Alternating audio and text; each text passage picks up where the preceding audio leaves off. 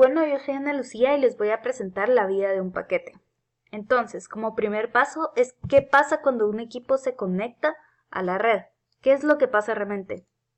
Primero, es que se prende el servicio de conexión a la red. 2, busca una red. Y 3, se conecta a la red utilizando TCP/IP. 4, pregunta por una IP local. Por ejemplo, cuando tenemos el prende el servicio de conexión a la red, podemos tener como, por ejemplo, a Windows que tiene Windows Connection Service. Entonces, vamos a empezar con el DHCP. El DHCP tiene la capacidad de asignar automáticamente las direcciones de red que puedan ser tanto reutilizables como vamos a explicar en los diferentes tipos, y por la existencia de posibilidades de configuración adicionales, siempre siguiendo un modelo entre cliente y servidor. Entonces, tenemos tres diferentes comportamientos de los servidores de DHCP. Comportamiento A. Todas las direcciones se guardan por cierto periodo de tiempo, por lo que si un dispositivo se llega a reiniciar, se solicita una dirección antes de que se vaya a expirar el contrato, y el enrutador generalmente le propone la misma dirección que tenía antes. B. Algunos servidores de DHCP recuerdan cuál fue la dirección en la que se emitió, incluso después de algún periodo de tiempo de que se haya expirado el contrato, por lo que siempre dan la misma dirección al mismo dispositivo. Y la forma C es que si el dispositivo no se vio anteriormente, depende realmente de cómo se está llegando a implementar, pero lo que generalmente se hace es que siempre te da una dirección que sea así al azar.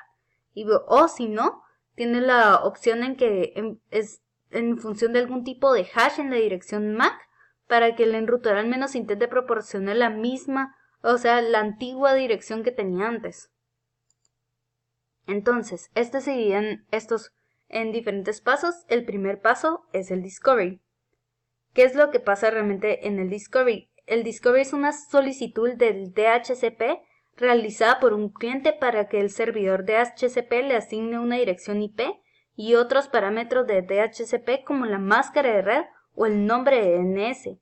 Este mensaje es el que inicia el protocolo y siempre es enviado por el cliente, como podemos observar. Inicia por el cliente y siempre se envía de manera broadcast. ¿Por qué? El cliente no tiene una IP asignada todavía y no sabe realmente cuál es la IP que tiene el servidor. Entonces es debido a esto que lo estamos enviando de manera broadcast. El siguiente paso es el DHCP offer.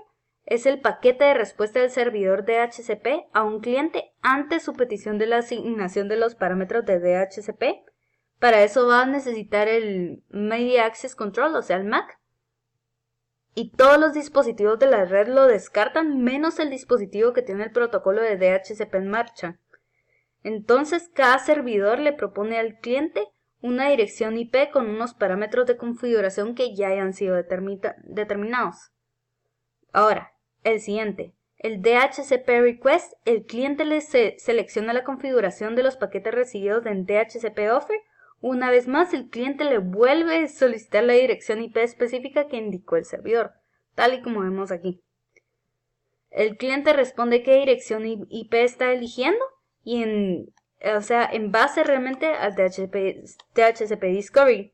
Aunque realmente solo le interesa recibir el mensaje de DHCP que fue recibido, igual le informa a todos mandando un broadcast cuál fue la elección que realmente quiso tomar. Ahora, el DHCP offer. Una vez verificada la elección, el servidor procede a enviar al cliente la IP que realmente fue la que le escogió, junto con su configuración de la red. El cliente va a guardar los datos y se conecta al internet con su nueva IP. Entonces, esos son los puntos que podemos ver en DHCP. Ahora, en DNS. DNS es un Domain Name System, siendo un protocolo dentro del conjunto de estándares sobre cómo las computadoras intercambian datos en Internet y muchas redes privadas conocidas como el TCP/IP. Lo que hace es que nos ayuda a convertir nombres de dominio fáciles de entender como hola.com en una dirección de protocolo de Internet, que sea como 114.129.14. Entonces, tal y como dije, ayuda a convertir los nombres de dominio a una dirección de protocolo de Internet IP. que usan para poder diferenciarse entre sí dentro de la red. Este es como un libro de teléfonos de todo en internet porque realmente estamos administrando una base de datos masiva que asigna nombres a dominios entre las direcciones IP. Este siempre mantiene una pequeña base de datos de nombres de dominio y direcciones IP que usan con mayor frecuencia en su propia red, y el despliegue y resolución de nombres para todos los demás nombres o otros servidores de DNS en Internet.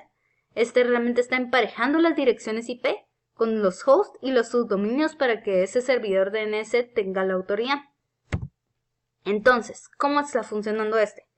Este viene y dice, ok, yo necesito encontrar www.mochi.com. Entonces viene y dice, el nombre del dominio mochi.com no lo tengo en mi base de datos, entonces necesito comprobar en otro DNS server. Entonces nos vamos aquí. Entonces dice, ok, este es mi caché, tengo mi dirección IP y aquí te la mando. Bloom, se regresa. Entonces este ya viene y ya puede venir y decir, ok, muchas gracias, ya puedo llegar a accesar a la información y ya la podemos recibir. Ya entramos en el área HTTP. Entonces, en el área HTTP tenemos dos áreas. Aquí tenemos el modelo OSI que tiene la aplicación, presentación, sesión, transporte, red, data link y físico. Y el TCP que tiene la aplicación de HTTP. En este vamos a tener un request header name, request header value. Que este se lo voy a explicar más a detalle abajo. Este va a tener un get, host, accept, el cual tiene un request line y un request header, el cual contiene todo este contenido. Ahora, el TCP. El TCP es un 32 bits con 4 octetas que realmente se mueve de arriba para abajo y de derecha a izquierda. Y este lo que hace es que empaqueta los datos en paquetes. Un encabezado que se agrega a los datos incluye las direcciones de origen y destino, un número de secuencia, un número de confirmación, una suma de verificación para la detección y corrección de errores y cualquier otro tipo de información. Ahora, el área del IP. El IP transmite los datos a través de conexión de la capa física y la IP agrega su propio encabezado dentro del paquete. Ahora, tenemos la parte intermedia. Este está puesto, este de aquí se ve más como un modelo OSI, que el modelo OSI describió los sistemas intermedios que eran dispositivos de Internet-Working que podían implementar la capa red. Los sistemas intermedios usan toda la información contenida en los encabezados de los paquetes y pueden crear nuevos protocolos entre ellos que permiten sistemas muchísimo más sofisticados de control y seguridad, más allá de las funciones básicas de retransmisión y de su enrutamiento. Entonces podemos observar que esta es mi capa intermedia y tenemos el network, data link y físico. Dentro de esto podemos observar de este lado que tenemos la capa 4 que tiene el HTTP, la capa 3 que tiene el TCP y HTTP. En HTTP tenemos todo el body. En capa 2 tenemos el IP, el TCP, el HTTP. Aquí en capa 1 tenemos el Internet, el IP, el TCP, el HTTP y otra vez el Internet. Ahora, ¿cómo es que realmente estamos, antes de proseguir a explicarles el siguiente, cómo es que realmente está funcionando esto? Entonces, aquí digo HTTP, ok, www.mochi.com. Entonces el browser formatea la respuesta y la va a desplegar. Entonces, podemos decir que el browser manda un mensaje de request con un get, aunque hay muchas más formas que les voy a explicar más adelante. Va a tener un request line, un request header y un request message body, y todo esto va a ser contenido como un request message header. Después el server retorna un mensaje de respuesta, el cual tiene una línea de status, un response header y un response message body. Y todo esto también tiene un response message header. Ahora, el server mapea el URL a un archivo o un programa directorio de documentos. Una vez ya se entendió más o menos cómo funciona este modelo, podemos observar el siguiente. Ahora, por ejemplo, aquí venimos y tenemos el método, el SP, URL, y todo esto lo vamos a observar bien. Como por ejemplo, aquí tenemos el nombre header, el valor, el CRF, if y así, y el cuerpo se divide realmente en estas líneas lógicas. En base a este de aquí, podemos observar el siguiente. El header lines tiene, por ejemplo, tiene realmente el request header name, nombre header, dos puntos, el valor, request header value, el valor CRF y el request header value to, y así consecutivamente. Lo mismo pasa para el área response. Response header name, nombre header, response header value 1, bla bla bla bla. Después viene y dice, ok, vamos a tener un request message header. Tiene un request line, un request header y un request message body. Request line, get. Request header, host, accept, user agent. Request message header, la misma página www.mochi.com. Ahora, una cosa pasa diferente en el área de response. El response tiene un status line, el cual tiene un HTTP, tiene esta sintaxis, el cual viene y dice, ok, tenemos un status line que tiene los diferentes tipos de HTTP, como tenemos el errores, el 502, el response realmente, la primera línea de mensaje contiene el código de estado de respuesta que es generado por el servidor para indicar el resultado de la solicitud. El código de estado usualmente tiene los 3 dígitos, que es el informativo, el correctivo, redirección y el error del cliente. Y no solo, como había mencionado antes, no solo tenemos el get, sino que también podemos tener un get, un head, un post, un put, un eliminar, un rastreo, un opciones, un conectar. Entonces aquí podemos tener nuestro status line y todo esto es un response message header, el espacio que se mantiene en blanco y un response message body. Ahora, ¿cómo funciona realmente la NAT? La NAT divide entre las redes privadas y las redes públicas. Entre las privadas tenemos que el modem conecta sus dispositivos domésticos privados entre sí a una red local y luego conecta esos dispositivos a internet, que es público, como podemos observar aquí.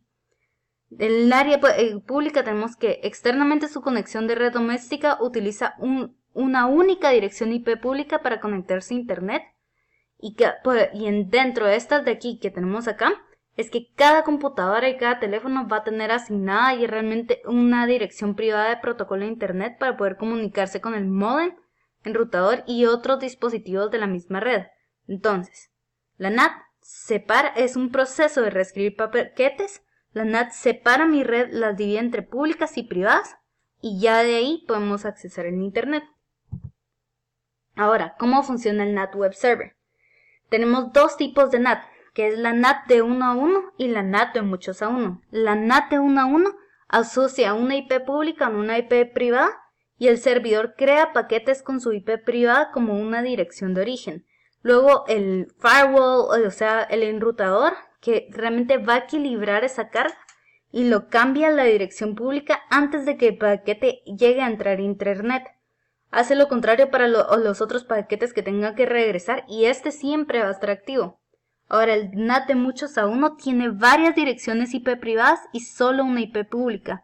Entonces, como resultado, estos servidores pueden compartirlo utilizando diferentes puertos. De ahí, va a tener como siempre un firewall enrutador que se va a encargar de redirigir el tráfico del servidor correcto en función de los puertos de TCP y UDP. Y eso es todo de lo que habíamos visto de la vida de un paquete.